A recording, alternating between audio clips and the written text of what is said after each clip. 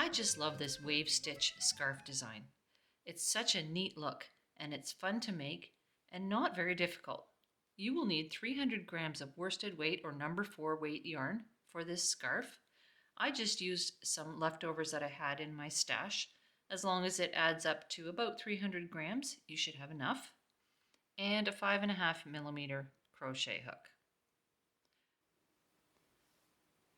I'm going to be making a sample with these colors here.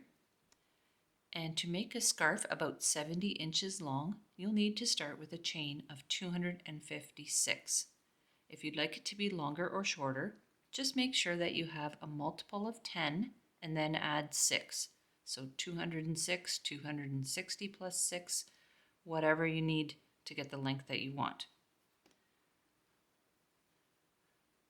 Making sure that your chain is not too tight because you don't want it to curl in on the one side of your scarf. So once you have your chain ready to go, starting in the second chain from the hook, do 5 slip stitches.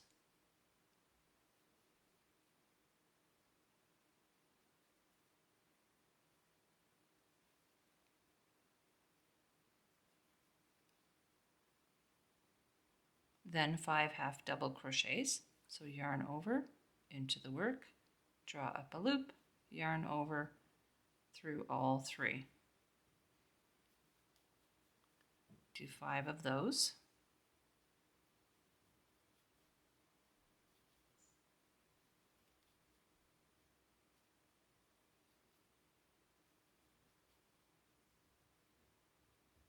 And repeat that sequence. 5 slip stitches, so right through the one on the hook. Then 5 half double crochets, and repeat that down to the end of the chain.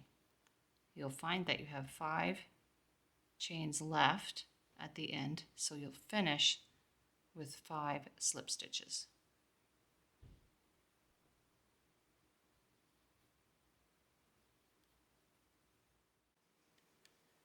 So at the end of row 1, you should have something that looks like this, a series of wide sections in the strip and 5 slip stitches at the beginning and the end that should correspond. Now we're going to keep the same color for the second row. It's worked in pairs of rows. So for this one I did 2 cream, 2 pink, 2 cream, 2 green, and so on. So for row 2, I'm going to get ready for that row by chaining 1 and then turning. So beginning that second stitch from the hook, because the first one is the turning chain, work 5 slip stitches on top of your 5 slip stitches, but work only in the back loop, so the one that's further away from me. I'm not going to work under both sides of the V, but only the back side. Pick up a loop all the way through for the slip stitch. Repeat that 4 more times. So we're always going to work in the back loop only. And that's what gives us kind of that neat wavy design. It's a bit awkward until you get a few rows under your belt. It's just a little harder to hang on to. Okay, so I've got 1, 2, 3, 4, 5. Now 5 half double crochets on top of these half double crochets. Again, working only in the back loop.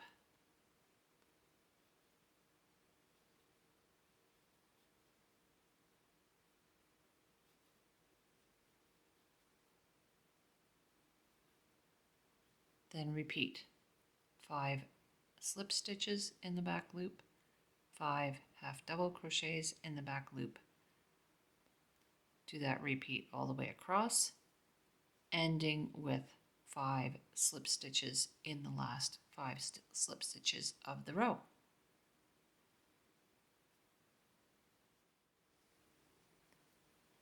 So that's row 2 all finished. We're going to switch colors for row 3. But rather than work the yarn in, I'm just going to leave an end about 6 inches long, and then later on I can just work that into the fringe and not have to work it off. For my turning chain, I'm going to switch colors. So do the chain 1 with the new color and then turn. Again, leaving a long enough tail to work into the fringe later on. Now I'm going to begin the 4-row repeat that will carry me through the rest of the scarf. On top of these first 5 slip stitches, I'm going to work 5 half double crochets. I'm on the right side again, and just a little tip, when you're on the right side, you're going to switch to the opposite stitch. When you're on the back side, you're going to keep the same stitch on top of the ones that are below.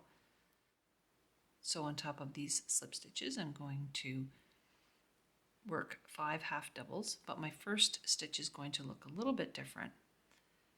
In the first stitch, draw up a loop, make a single crochet, and then chain 1. That's going to take the place of my first half double crochet. Then work 4 more half double crochets. Again, in the back loop only. We want that nice stitch definition that we get from working in the back loop only, and kind of that overlapping wavy look. Okay, so that's 5 altogether, including my single crochet chain 1 combination I did there. The next 5 are slip stitches on top of the half double crochets.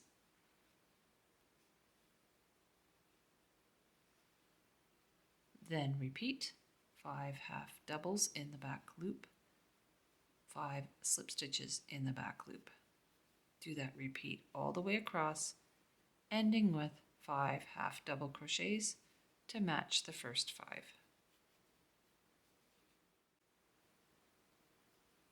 That last slip stitch can be a little hard to see. Just make sure you count so you have 5.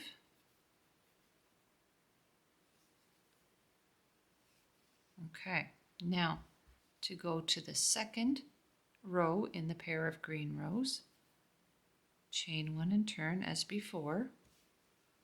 And again, this one next to the hook is the chain 1. I'm going to start in this second one from the hook. And like before, my first half double crochet is going to be replaced by a single crochet and a chain 1. Half double crochet for the rest of the 5.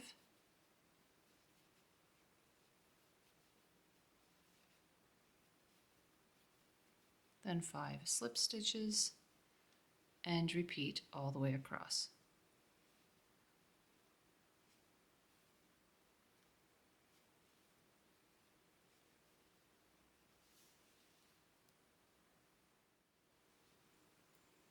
That's the end of the green row. I'll cut that and go to another color for my chain 1 at the end of the row. And leaving a tail again to work into the fringe. Turn. And now I'm back on the right side. So on top of these half double crochets, I'm going to work slip stitches. The next 2 rows will start and end with 5 slip stitches. And again, always working in the back loop.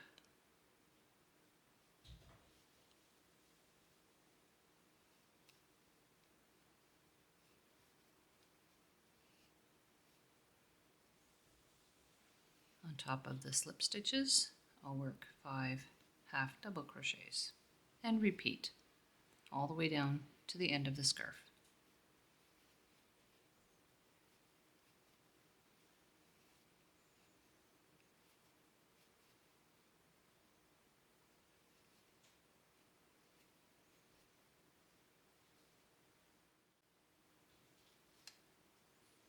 At the end of that row, chain 1 and turn, and now we'll work the 4th row in the 4-row repeat.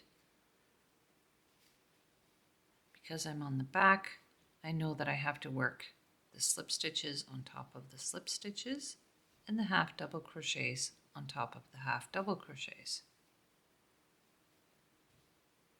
So starting with 5 slip stitches then 5 half double crochets, repeating down to the end.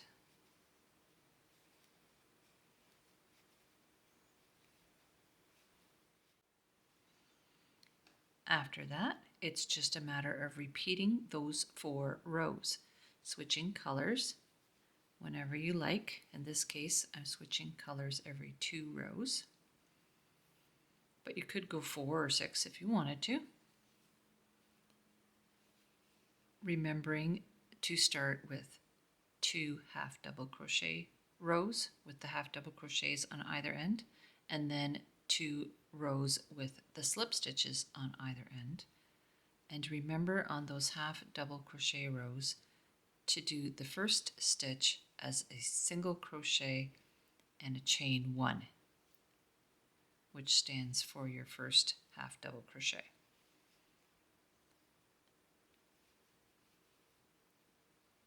Continue until the scarf is the width that you would like it to be. Then you can cut some extra yarn and create a fringe for the ends. And you get this beautiful wavy stripe pattern, and actually it looks pretty neat on the back as well. This is a really wonderful effect. I hope that you'll give this scarf a try for yourself. And drop me a comment and let me know what you think of it. I love hearing from you.